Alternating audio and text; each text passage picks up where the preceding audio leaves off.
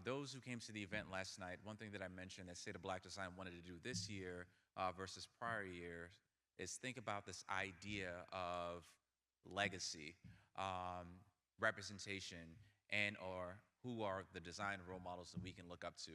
Many of us have shared stories about being the super token, isolated in our institutions, and also not having any people that we can look towards within our field of practice to look at and say, this person made it, this is what I'm going to strive towards. So this year, we made the decision that we were going to start the Standard Bearer Awards. We were going to start picking our role models within categories and then annually giving them their roses. The beauty of this decision is that it's only going to be titled the Standard Bearer Award for the recipient who gets it for the first year. And then after that, the award will be named after them for their category. And each person who has received an award then determines the criteria for anybody else going forward who will be receiving an award in their name. Now we have people that we can look towards, a legacy that we can allow to use to train up and teach other people and the generations that follow. So 5, 6, 7, and 8 can now look at it and say, these are some of our standard bearers that I want to strive to be like. So we have a couple slides of folks that we're going to be announcing. Antoinette Carroll and all of her work will receive the Standard Bearer Award for Design Community Catalyst. Can we get an applaud for Antoinette Carroll?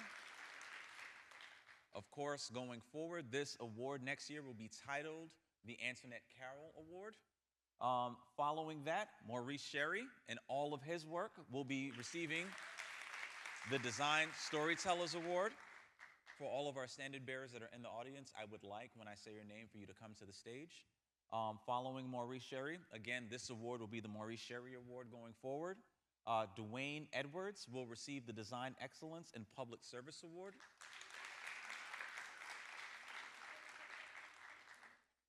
Following Dwayne, Quinton Harris, can you come to the stage, sir? Quinton will be receiving the Entrepreneurial Design Achievement Award. And going forward, this award will be known as the Quinton Harris Award. Following Quinton, Auntie Dr. Cheryl Miller.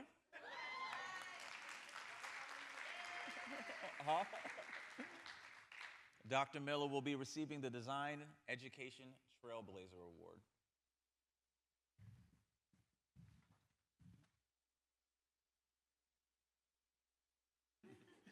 And as I mentioned, every award going forward, every one of those awards going forward will be named after Dr. Miller.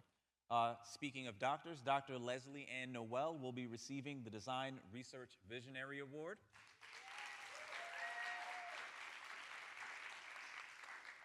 Every award for Design Research Visionaries will be named the Dr. Leslie Ann Noel Award. Ovetta Sampson will be receiving the Visionary Industry Leader Award. Ovetta unfortunately couldn't be here today with us. That sounds morbid. It's she's well. She just couldn't physically be here today. Dr. Dory Tunstall, who just gave an amazing keynote, receives the award for Cultural Transformation Leader. And going forward, every Cultural Transformation Leadership Award from SOBD will be named the Dr. Dory Tunstall Award. The legend Jennifer White Johnson will be receiving the Design Advocacy and Excellence Award. I haven't told Jennifer personally, but I just completely love the variety of people that she advocates for, the variety of causes that she advocates for, the inspiration and motivation that she brings based off on that advocacy, and could not think of a better person to give this award to.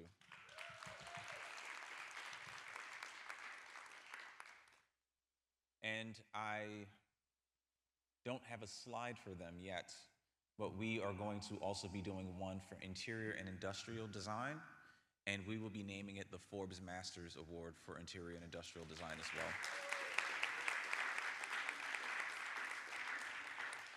So I know we're short on time. I do want to give our standard bearers a quick minute to say something to the audience. I would love it if you guys can just take a few seconds.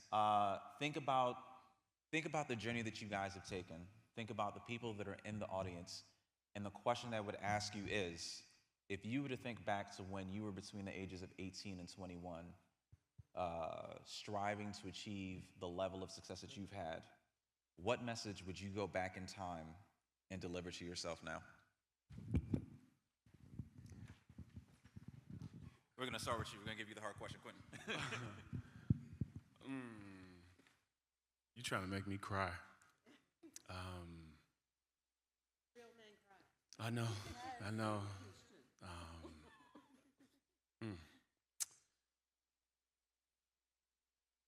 Y'all, I didn't think I was going to be here at all. Yeah, where I grew up, some of the things I've seen. Between 18 and 21, I was at a little small school called the Massachusetts Institute of Technology. And before my junior year in high school, I didn't even know what MIT was. And I was in a major, mechanical engineering, not knowing that I was going to be a designer. But while I was there, I was enveloped by this beautiful Black community. A few generations before me, they had created structures that gave me the space to start to ask those questions. And I look at you all, and I mean, my dream was to be like you all. I'm not too far away from that 21-year-old, but I'd say you're gonna be all right, because they're here, right? They're right here next to you. They're gonna continue to hold your hand, continue to make you feel like you don't have to have all the answers, you can just have the courage to be yourself. So that's what I say. Congratulations. To my community, I want to ask you to celebrate with me. This year marks 50 years as a professional designer. And I celebrate 50 years. And what's really exciting is that I want to thank Professor Sells for introducing me to her editor. I have a book that's going to tell you the whole story, which drops in October. I'm really very happy. I'm very happy. I'm going home to launch the book. And so we're planning now DC. I'm from Washington, DC. And so we're going to launch October Design Month, DC Design Week. Little Cheryl Holmes Miller is going to go back and sign books for you all. I'm praying that I'll have enough sponsors to buy enough so that I can just give them away. I don't want you to Apple Pay. I want you to celebrate our day together. And trust me, after 50 years, I'm going to tell you all. I'm going to tell you everything I know. And if you hear me, on LinkedIn, and if I'm whispering in your ear, if you didn't want me to write about you now, you should have treated me better then. So like they said, I've been through a little something. Let me share, Miss Mays? Yes. Let me share something with you. People always ask me, how did I get in this business? I had the privilege of growing up in, is it Robert Madison?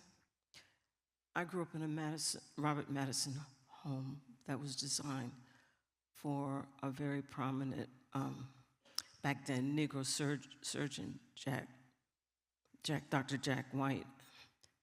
And his wife was my Girl Scout leader. And architect Madison built Dr. White's house. You could Google that. 1610 Jackson Street just sold a little under $900,000 in Washington, D.C. I grew up, he studied with Walter Gropius. I grew up in a mid-century Rambler where the home was the DNA and the seeds of design. I won my first art award in the Girl Scout troop there. And the home and the furnishings were all mid-century. Walter Gropius seeds into architect Madison into my life that blossomed. So when people ask me, it was the exposure. And it was his work every Saturday I lived in. And the home was modern for that century and that era. And the furnishings, all the, the paintings and so forth. So I just want to thank you, Amari, for your vision.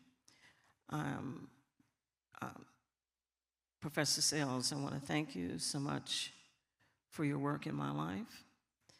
And I celebrate 50 years, and I'm no ways tired. I came in, and everybody's, Dr. Miller, you all right? You're crying. When I started in the business in Washington, D.C., there were only about 6 of us. I can name them. And by the time I got to New York, there were 49 in front of me that were becoming missing in action and tired, a generation of Reynolds Ruffins and Dorothy Hayes, and I'm younger, 10, 15 years younger than my peers. There weren't even 10 of us in New York City. And to see us gathered in this way, the only thing that I can share with you is, just keep going. You don't know what the end is going to be. And Jane Elliott of my era of, she was Jane Elliott, she's of my era, and she was known during the civil rights to come against racism. And she says, when are you going to stop? When are you going to stop your work? They ask her. And she says, well, when racism stops. Okay? And so I don't know anything else but this. And so when you ask me, when am I going to stop? I say with Jane, when racism stops. Just don't call me Nana and Abuela. You know how it is. Yeah, look, if you're in my tribe, we're tribal, okay? Don't call me Granny. Don't call me Abuela. Don't call me Nana. No, you have the privilege because you're under the sound of my voice right now. You're in my tribe, and my tribe calls me Auntie. Auntie? Okay, so Quentin, you were much stronger than me because I'm gonna cry. Okay. Crying is a sign of strength. So I really wouldn't be here without these 2 amazing women. I feel like I'm standing on your legacy, on your shoulders, and the fact that I get to honor you now, today, in the present. I didn't have this when I was an undergrad. I couldn't really look at a reflection of myself in design education. And so it feels very validating to sit here and to kind of rest and to just be affirmed through your beauty, your joy, your justice, to embody the essence now in the present and not long after the fact. Like we're not honoring you or giving you flowers years later, after you've been erased or co-opted, So I just want to take the attention off of me and to let it rest with these 2 amazing women and I'm so blessed that I've been obviously following all of it for quite some time. And it's my first time to meet them in person, And so it's just the aura, it's just filling me up right now, and I'm just so overwhelmed. But I learned how to be a design educator teaching at Bowie State for 11 years, which is the oldest HBCU in Maryland.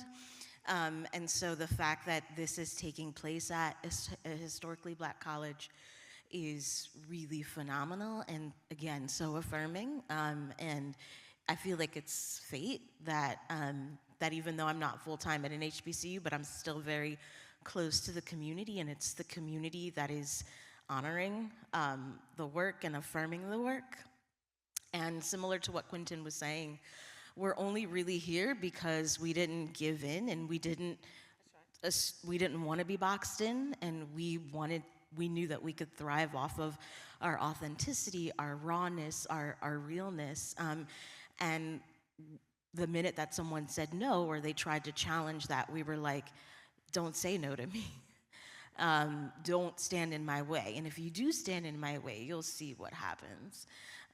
So, you know, the more that I've been able to kind of keep resistance and to kind of keep white supremacy, you know, away, I didn't let those barriers try to box me in or try to write my story. And so, like Mr. P was saying, you know, story-centered designs, you know, I see storytelling as a form of cultural activism, and that is really what allows for me to wake up in the morning to do what I do, because I feel like parenting and parenting students, parenting my son is why I'm here, why the work continues to have purpose, and why, you know, the validation means so much. It's because I feel like I'm being honored for just really sticking to mothering as an act of resistance and realizing that I stand on the shoulders of so many amazing mothers in this community,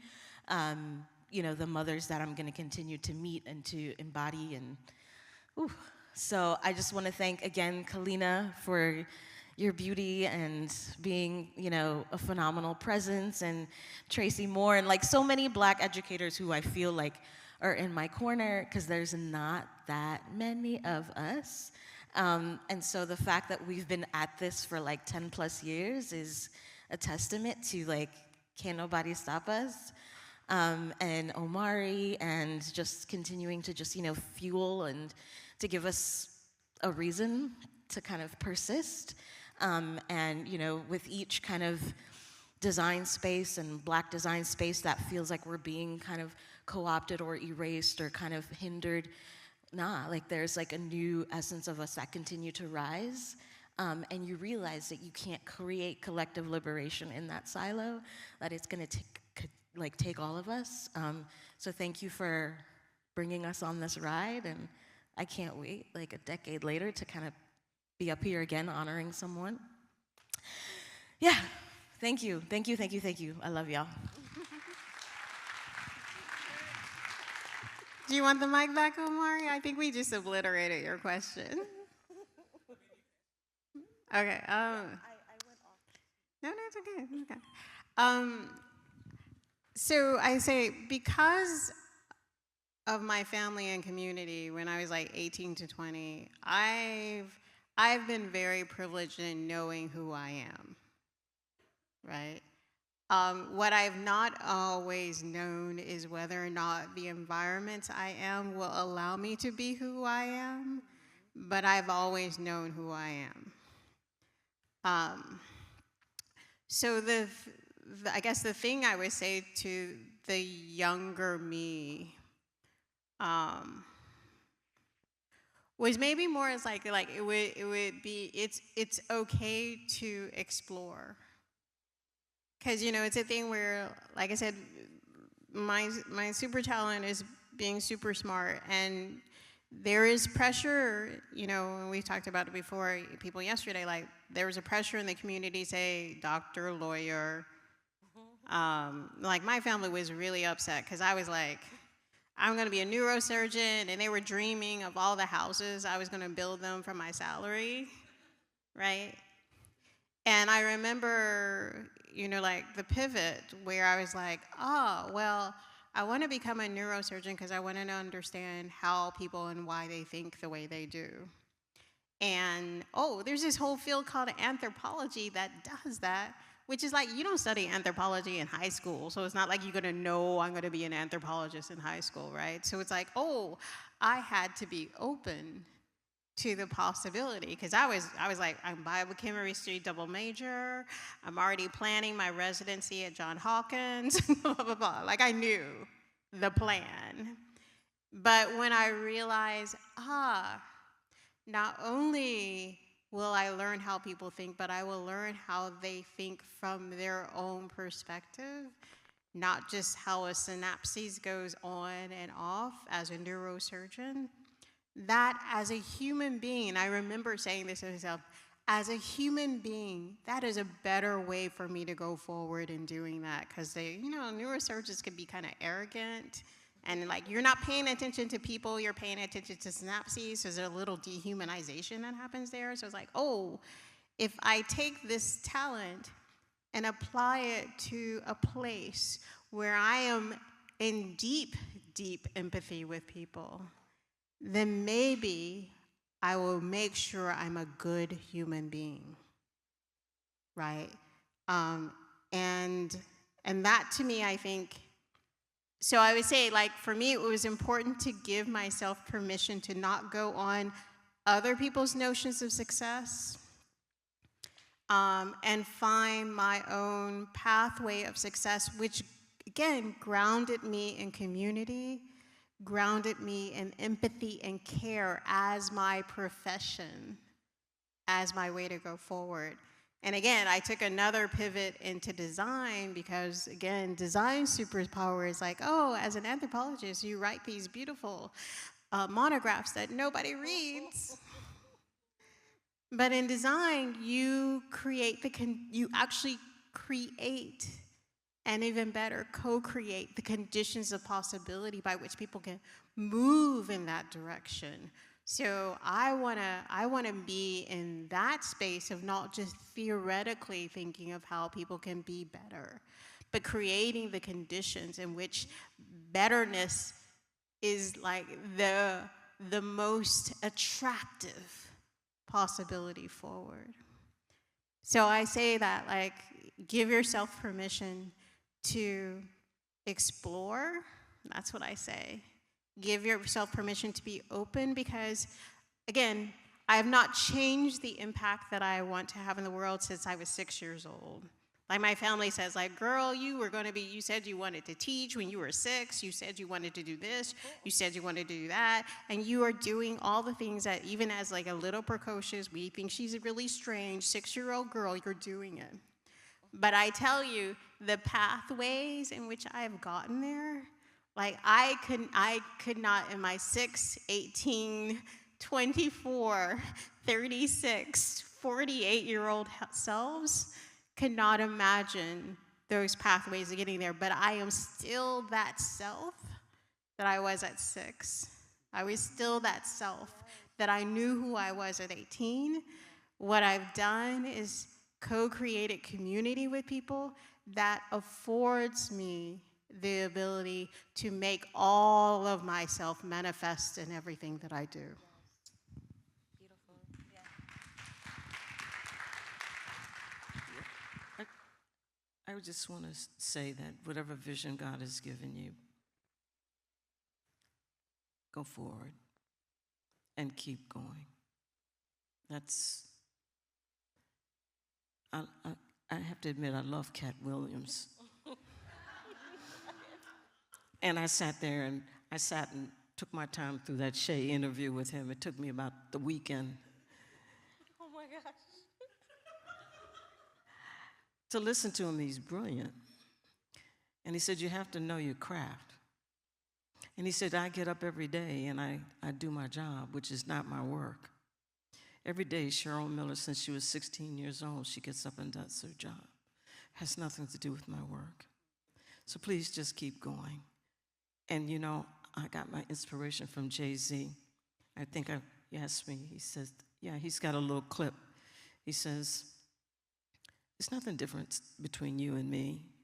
I just found my gift, and that's what I do.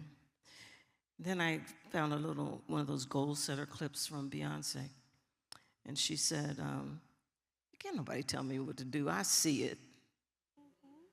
I'm the one. If I'm going to wear red or bling bling, nobody's going to tell me what to do. I see it. So, guys, will you just see it and do it and keep going? All right. I'm going to ask you guys to just stay seated for a little bit longer. All right. So we have a raffle winner for the Graphic Artists Guild that we're going to announce, and then we are going to close out relatively shortly. If you guys can just be patient with me for a little bit longer, don't go anywhere, please. You want to do it from here, or you want to come up? Okay. I don't know about climbing stairs. They seem scary. Hi, everyone. Thank you again for allowing me to steal this moment as we, hang out with some of the revolutionaries within our industry. It's just a blessing to be able to be in the room, right? Like to breathe the same air, to be able to learn from these people who are setting the trends and setting the standards for all of us. But on that note, if you don't know, I am here representing the Graphic Artists Guild. The Graphic Artists Guild is a member-based trade association. It is national. We publish this book, right? It is called the Graphic Artists Guild Handbook for Pricing and Ethical Guidelines. It's a mouthful, so I have to actually read the title.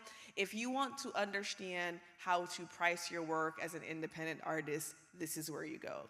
If you want to find contracts that are defendable, this is where you go. I mean, we don't all have money to go to the lawyers, so we got to start somewhere, right? This can help you. If you want to understand your rights in terms of your copyright, protecting your intellectual property, if you want to understand how to negotiate, and just be a decent artist in terms of from the business perspective. Sure, you have us as a community, but you also have this thing to reference. So without further ado, today's winner, we had a winner yesterday, and if you didn't win, feel no way because you can have access to a discount code if you holler at me in 5 minutes.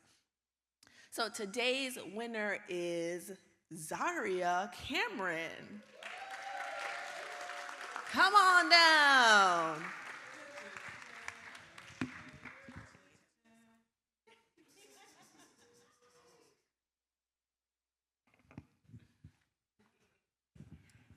Congratulations, Zaria.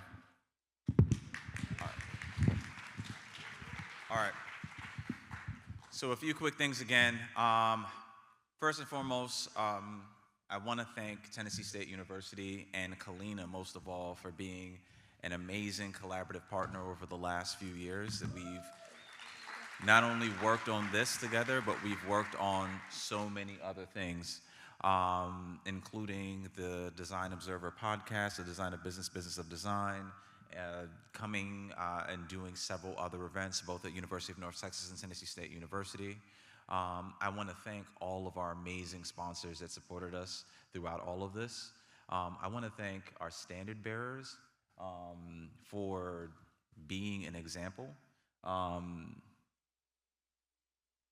want to thank the attendees, but while thanking you guys, pointing you guys back to our standard bearers, I pointed out earlier when Forbes Masters was talking about the level of sacrifice that it takes to reach where they were.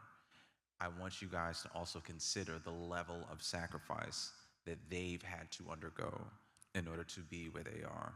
Cheryl Miller, in particular, has been designing since, think about 50 years from now.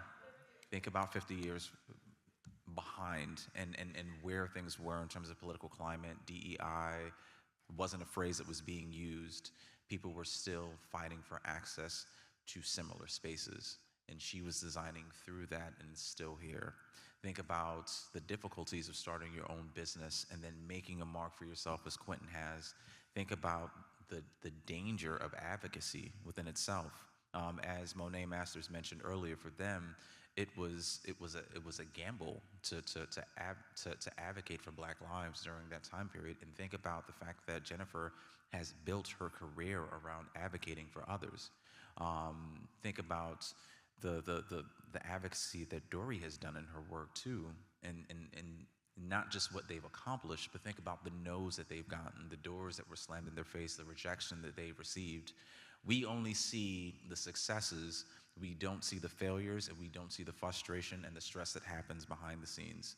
So as much as we want to honor them and give them their flowers, more importantly, it's important and incumbent upon us as viewers and supporters of the community to protect them as they advocate for and attempt to protect us. So I want to ask all of us to make sure that we are considering that in terms of all of the people that we've met. I am going to ask us all to come to the stage after Kalina makes some remarks in addition, because I would like to cement this by allowing us all to take part in history and taking photos with the standard bearers.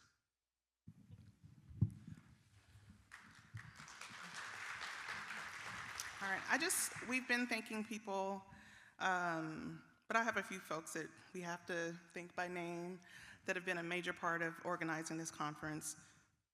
First up, Omari, for just the vision, all of the incredible hard work. This is no easy feat, and you've just led the way, so I thank you so much for that and for inviting TSU to be a part of it. Eric and Michael from UNT. I'm not sure if they're still here. I think they had to travel back, but I just want to thank them by name.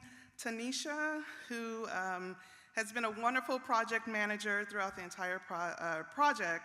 I have to thank you by name. Rebecca, who has managed a lot of the sponsor relationships and so many other things. Betsy, who's literally running the show. You've not even seen her because she's been just up there, she's waving. Courtney and Marie, who work here at TSU. A few other names, bear with me. Mike Mitchell, another professor here at TSU. John Berger, Brian Seeliger, who are doing the AV work. And so many other folks, Joelle, Lawrence, Cassini, Heppy, Michael Ewing, several UNT students who helped to produce some of the on-screen graphics, or many of the on-screen graphics, and then some TSU faculty who have been working, setting up, and the registration table. So if I forgot anyone, I'm so sorry. But we just want to make sure that we express our gratitude because we're just, we're happy it's the end of day 2 or 3, I don't know. Yeah. And on a personal note, I was once a student here at TSU, and to look up and see so many people here feels surreal. I don't want to get emotional, so I'm just saying thank you so much. I do want to say too, a few of you guys, these are our sponsors. I want to name them by name as well. IBM, Intuit, Morningstar, Steelcase, Amazon, Sevilla, Cisco, Creative Coalition of Color, Dryden, DLR, Work & Co., Uber, The Freeman, AIGA, VCFA, and Best Buy. And I want to thank you guys as well. I want to remind you guys, because many of you guys have asked in the hallways, if you are interested in buying SOBD merch and supporting the vision going forward, not just with attendance, you can feel free to visit thesobd.com merch store to buy some of these items. I would like to invite all of you guys to the stage so that we can take a photo. My only request, don't stand in front of the sponsor banner. I'd like them to be represented in the photo as well too. But everybody else, please, everybody, please come to the stage so that we can get a photo together. Thank you guys.